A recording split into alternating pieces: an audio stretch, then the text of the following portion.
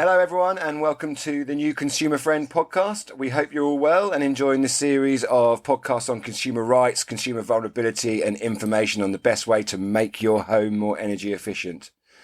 As ever, more information can be found on our website www.consumerfriend.org.uk and please follow us on social media. I'm pretty sure we're on most of the popular ones. Discussion for today's podcast is an extension from the extremely popular podcast that we did about a month ago on consumer vulnerability with a bit of a twist. We're going to be looking at kind of the new consumer duty. Not really too sure what that means. Lucky Louise is here. It's due to launch in April next year, and also the new homes code. Again, still struggling with that one. All with a view to what this means for people so that they can get a better outcome, a better deal. To talk me through what all this means is Louise and Sophie. Hi, Lou. How are you doing today? All right, Adam's got his DJ voice on, Sophie. He's got his Radio 2 DJ voice on. I'm fine, thank you. Thank you very much. Hi, Adam. I'm doing really well today. How are you? I take my inspiration from Dr. Fox in the 90s. The Pepsi chart show. I was listening to an Audibles book showing my age there as well, around how a lady was talking about like Dr. Fox, how you listen to it, and then actually those DJs move on radio stations with you to like Classic FM. Yeah. Which makes you feel really old, really, really old. Yeah, was it Chappers, Comedy Dave? Was it? No, it wasn't Comedy Dave. It was Mark Chapman on the Scott Mills show in the 90s. He's now on Radio 5, so I listen to him on Radio 5 now. Oh, I haven't quite got to Radio 2 yet because I don't like music now. I just listen to talk radio. Your voice is back to normal. Showing your voice is back to normal. This is good. Okay, thank God for that. Hi, Sophie. How are you doing? I'm a bit bored of Louise taking the piss out of me now, so hi, Soph. How are you? Hi, Adam. I am very well, actually. I'm okay. Bit sore still from the marathon, so still feeling a little bit sorry for myself, but also proud. The London Marathon, how was it? Very good. Very long. Very marathon-y, but, honestly, 4.5 hours. Massive well done. Huge achievement. Really, really good. To both of you. Okay, we weren't going to mention that I did the marathon because I did it in your name, so we weren't allowed to talk about that. But okay, I mean I'm not overly fussed. Yes, I did the marathon as well, and Sophie got me through the last 5 miles. Mm-hmm. And thank you. We got each other through. Thank you so much for that, Sophie. It was the best day ever. It really I'm not was. sure whether we do mention that now, Adam. Okay, well then we can remove it. No, I think it's okay. I don't think anyone's going to care that much, are they, that I took your number? Thank you, Louise, for letting me have your number. Although don't want to get banned. Yeah, fair enough. Right, okay, so we're looking at, again, consumer vulnerability and what it means for businesses and how they should maybe have a bit more of an inclusive design when they're looking at designing their products and services, and kind of what that means to consumers and to people. So Louise and Soph, or let's go with Louise first. Can we just have a brief overview of what consumer vulnerability means to you? Broad brush. So we talk about 2 types of consumer vulnerability, situational and marketplace. Situational vulnerability talks about things that are going on around you. So your circumstance or your situation causes you to be vulnerable. Vulnerability is not static, it's dynamic. We move in and out of periods of vulnerability. And so whilst you've got situations like bereavement, divorce, relationship breakdowns, job losses, physical disabilities, and where you are in that stage, in that particular journey, those things can cause you situational vulnerability. Also being in debt, cost of living crisis. Damn it. That means I owe you a bottle of wine. Well, what are we, like 4 minutes in? Yeah, don't worry. I remembered this last time. I didn't say Amazon rainforest on the last one, which is a nightmare. And then we start again, which means I don't owe you any wine. And then the marketplace vulnerability is around when we we buy something in a marketplace that we might be first time to that marketplace, or we might never have done it before. It might be a long time coming to it, or we're trying to make decisions based on imperfect information that can also make us vulnerable. So two types, and also the two can mesh together, so you can have the two going on at the same time, which causes greater vulnerability and greater chances for consumers to either become what could be a victim of a crime at the most serious end of it, or just to not get the best outcomes for them at that particular moment in time. So it means that we could be making unwise decisions. You're always allowed, everyone's allowed, there's an allowance to make an unwise decision. We're always allowed to make unwise decisions. But yeah, it's about outcome focus. So actually, from a business perspective, it's about businesses ensuring that they've done everything they possibly can to ensure that consumers and their customer base get the best outcome that they can based on the information and support they're given by that particular business. Soph, anything to add? Yeah. We don't call people vulnerable.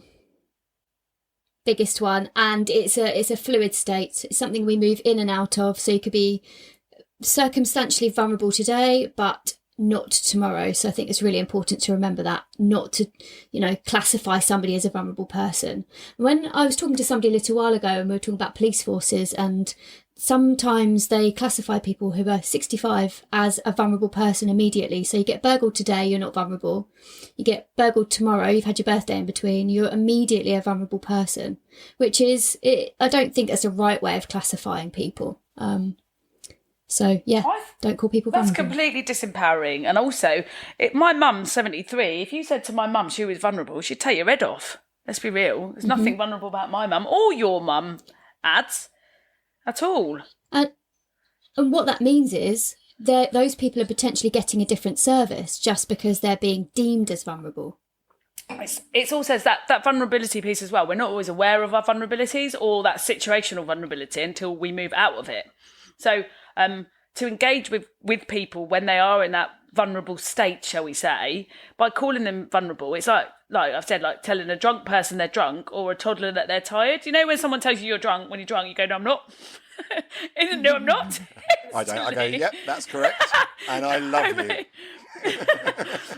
Or you go, no, I'm not, like, because you then get shame about it. You get embarrassed because it feels like somebody's sort of shining a spotlight on you, or trying to then sort of make decisions for you because of that your lack of capacity or whatever they think that is at that time. So that person won't get the best outcomes if they're feeling like they're being judged or shamed or labelled in that way. Okay. Mm-hmm. Okay, so what should businesses be doing to almost recognise these issues that people might be having? Design an inclusive service. What does that mean? What that means is basically if you use people that have lived with vulnerability at any point, situational marketplace, experienced it in any way, those people are your experts by experience. Those are your lived with experience experts. Ask them, learn from them, design your services for those people, your goods or your services for those people, with those people at the heart of everything: communications, marketing, introductions, end user, customer services, all of that stuff. You'll capture everybody, and everybody will get a fantastic service. Sounds easy when you put it like that, doesn't it?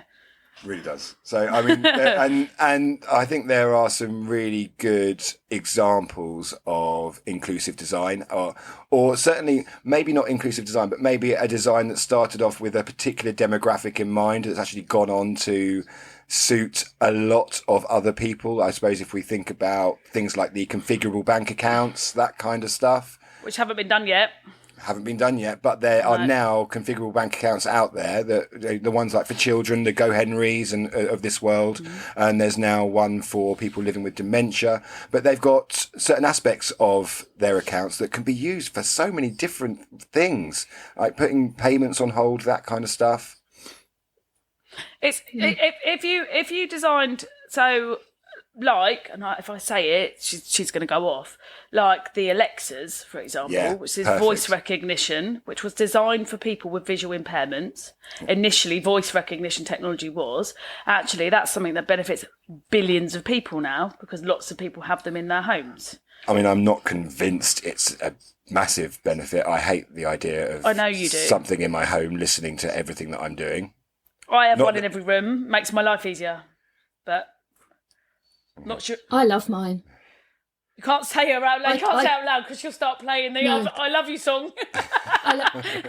Thanks for saying I love you. Yeah. Life is sweet as candy. That one. So, yeah, there are some really good examples of inclusive design out there. I completely agree. So if we kind of look at this consumer duty that's coming in, I've been in trading standards for 4 years, so not very long at all. And I get given these different bits of like legislation and this stuff like acts. What's a duty? I don't even really know what the difference between a duty or a code is. Can you explain that to me? So the consumer duty is coming in from the Financial Conduct Authority. Now, some of this is boring, so I'm going to try and keep it as less boring as possible. But basically, it's talking about all firms that are regulated, so financial organisations. When you're from a customer base, it's retail banks. I'm just going to stop you again. When you say financial organisations, do you mean banks? Is that all you mean? I mean everybody that's regulated by the Financial Conduct Authority. But it's not. We don't need to talk about that really because it's not that relevant. If we focus on from a consumer aspect, it's around banks. Let's talk about banks for now. Yes, please, because I understand that. Right. So it's talking about customers, about banks acting in good faith towards their retail customers, avoiding causing foreseeable harm to retail customers, and enabling and supporting those retail customers to pursue their financial objectives. Now, it's all corporate. Basically, it's make sure your customers get the best outcomes again. So basically, look after your customers, make sure they understand the decisions that they're making, and make sure they get the best outcomes depending on their personal circumstances. Doesn't it feel like common sense, and doesn't it feel sad that we have to have a duty to encourage businesses to behave in this way for their customers? It almost feels like, going back to my retail days, this is just good customer service, right? That's all this is. This is making sure that your customer has the best experience in your store or whatever it is. So this is making sure that your customer in the bank gets the right deal and is happy with the service that bank is providing.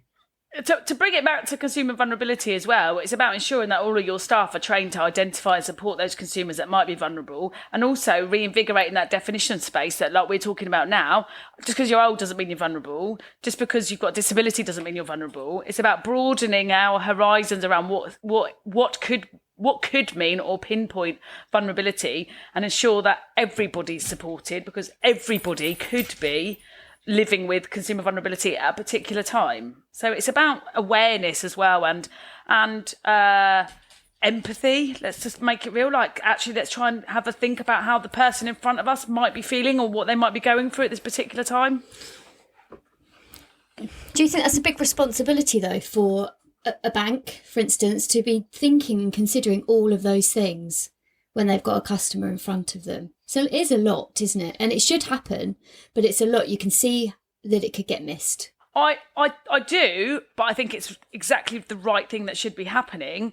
But I also think it's about, I think it's about trying. I sound like a primary school teacher. Just try your best. Like, no one needs to win sports day. Don't believe that. Somebody should win sports day. However, it's about, if you've got it from a corporate level, so if you've got it pushing from the top down to say, we will train you. So it's best endeavours to train your staff on what could pinpoint vulnerability, isn't it? We're not saying that, Sophie, you work in a bank and actually John comes in and John has literally just had a massive row with his girlfriend and she's just moved out and he's suffering relationship breakdowns and now he needs to get a credit card because he's decided that's what he wants to do, because he wants to go on a massive spending spree because he's feeling really depressed, so he's vulnerable. I'm not expecting you to go, so John, what's happened to you today? Is there anything that pinpoints consumer vulnerability for you today? Is there anything that's happened to you?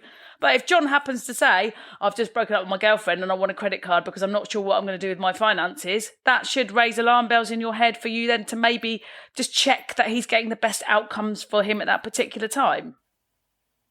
Yeah, absolutely. But as we've said, don't make assumptions. And we've said that, we touched on that in our previous podcast about consumer vulnerability, we can't make assumptions about people. So just because somebody presents in those first few seconds as okay and happy and relaxed, actually we do have to take a little bit of time with our customers, our consumers, because actually there might be something more going on behind the scenes. So it's about training, definitely top-down training has to happen. And also the duty is completely underpinned by the concept of reasonableness. So firms are only required to do what's reasonable, taking into account the audience.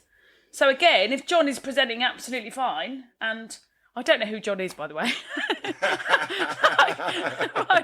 right. So, but poor old John. Poor old John, who's just had his relationship breakdown. But if John is presenting absolutely fine and doesn't divulge any information, it wouldn't be reasonable for Sophie to identify any vulnerability at that particular time if there's no other things pinpointing that. And it's important to look at other things, not just what people say. Yeah. As we've discussed, body language, other indications, lack of engagement. There could be a whole raft of things, and this is, there's a lot to it, but it's so important. And it's vital. All of the other stuff, like what's his other bank account information like? What products is he trying to access? Has he tried to access these before? Is this just part of his normal routine? He gets a new credit card every 6 months. Do you know what I mean? Is this something completely out of character? Or is he trying to borrow £50,000 against his house? Is there higher risk? So it's all of that, isn't it? It's not just one particular thing. And like we've said, it's really subjective. How a relationship breakdown could affect you, so could affect me in a completely different way. Yeah. So. Yeah. Okay, so we've got new consumer duty, which is coming in April. So do all banks need to follow, financial organisations or financial institutions, do they need to be following this consumer duty? I think it's July, actually. I don't think it's April. I think they have to have their plans in place by April. It's July for some, and then it's July 23 for some organisations and July 24 for others. So it depends on which organisation you are, depending on when you have to have the duty in play. But the financial conduct, I nearly used an acronym then. The Financial Conduct Authority, I read one of the speeches that one of their top chaps made the other day. They're going to enforce it. They want a step change within financial organisations, like we're seeing in lots of different industries as well around consumer vulnerability. Okay, so that kind of brings us on to this new homes code that's coming about around consumer vulnerability as well, and why they should be recognising consumer vulnerability. How many times can we use the word vulnerability in one podcast? I'm gonna when I go through it, I'm gonna actually do a little tally and see how many times we use it. We should play bingo. We should play bingo doing this. I might do a shot every time I hear it. Oh yeah. Your DJ voice will be full swing by the end of the podcast if that happens. The new homes quality code, the underpinning sort of golden thread of it is around consumer vulnerability. It's everybody, in my opinion, everybody that's buying a new house is vulnerable because it's not something we do every day. So you've got all of the situational vulnerability around the financial outlay and the choices you have to make, and then the marketplace, you've got a double whammy of consumer vulnerability there.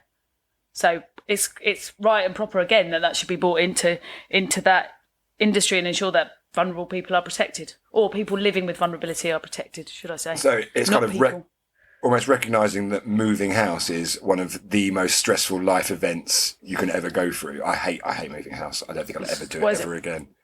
Death of a loved one, divorce or separation, moving house, job loss, or serious injury. Those are your five. Those are your five most. And a lot of those can coincide with moving house. So separation or divorce, because then you have to move house. Potentially new job, you might have to move house. Death of a loved one, you might have to move house. So all of those things. You can have double whammy. Double vulnerability whammy. Wow. Yeah. So there's that one, and then again, there's some other work that's been going on recently within sort of people buying funerals, this is a happy podcast, isn't it? Oh my word! Funerals, around fair funerals and buying, because again, you're vulnerable. You don't do that every day. You don't buy more than one funeral plan, do you? Across regulation, you've got financial regulation looking at vulnerability. You've got funerals looking at vulnerability and how they can ensure their customers get a best deal. You've got new homes trying to see whether their customers can get the best deal. Then you've got Ofgem, Ofcom. Now, again, using acronyms, but they're the regulators for communications and the regulators for gas and electricity providers. They're all looking at vulnerability. This is the way of the world at the minute. Businesses need to get on board to ensure that they are supporting their customer base. And at the moment, I would say over 50% of their customer base will be living with some sort of consumer vulnerability. Okay, so you think that the big organisations, the big businesses that there are in the country are taking this seriously? I don't think businesses, I think regulators, I think government are. I'm not sure about businesses. Okay. So if I was a small, medium enterprise, an SME, why should I take this seriously? I could be bogged down with so many other things. I've got a profit margin to worry about and all that kind of stuff. I've got to find new customers and marketing. Why should I be taking this into account? Because it's the right thing to do, first and foremost. Secondly, it improves your customer recommendation. It improves your staff retention, your staff welfare as well, and the fact that they get more quality in the work that they do. Things like when people are reviewing your company, they're gonna review you as a company that provided with the best service possible and gave you the best outcomes. Did I say it's the right thing to do? Yeah, I think you mentioned that. Yeah. Well, yeah. Just to recap, it's the right thing to do. So for that was some other things. Sophie, what else have I missed there? What other reasons are to do it? I was just thinking. I think it's the right thing to do, Yes. Louise. That's why. That has to be number one. It's the right thing to do, people. Now, come on. Start, like you say, actually happy staff because they're getting fulfillment from their job. Really important. Reviews you've mentioned. I think you've covered the main ones. And it's good for, it creates a competitive playing field for businesses. It does. If you're offering a better service, then that's good for your business. Okay, so businesses should be creating their products, creating their services to think about everyone, the whole spectrum of people in the country. When they're interacting with customers, they should be taking into account potential situational vulnerability, understanding that marketplace vulnerability is out there, understanding that there is that knowledge gap between the trader and the customer, and that the trader should not be taking advantage of that fact and should be trying to educate the customer as much as the customer wants to be educated. I mean, if someone came to me and said, I want you to, you probably need to put a heat pump in, again, struggling with that kind of idea of that. I go, okay, fine. I mean, I don't necessarily want to know the ins and outs of a heat pump. I don't need to know the ins and outs of a heat pump, but I can be told the basic facts about it, right? And that's good for me. Well, it depends, doesn't it? Like, so I don't really know what you're asking, Adam. I don't really understand that question. I think from a business perspective, I think businesses have a duty, and not just from a legal standpoint. There's something around plain English and effective communications. So where you're saying I failed to do there. Well, which is where you're talking about education, right? So where you were talking subject specific, like, do you want to be educated about heat pumps? Well, you might do. It depends on your own personal preference. Fair enough. But actually, it's about providing information that is accessible to everybody. So if you make the information accessible and as simple as possible, if people want more information, that's fine. But the basic information to make the decision that person needs to make has to be in plain English and available in as many possible formats as possible.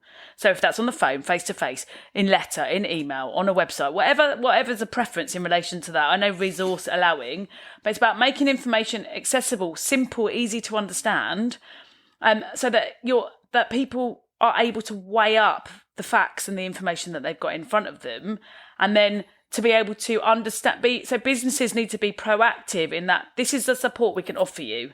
So again, you don't even need to put your hand up and go, look, I'm really vulnerable right now, because people don't like doing that or don't know that either.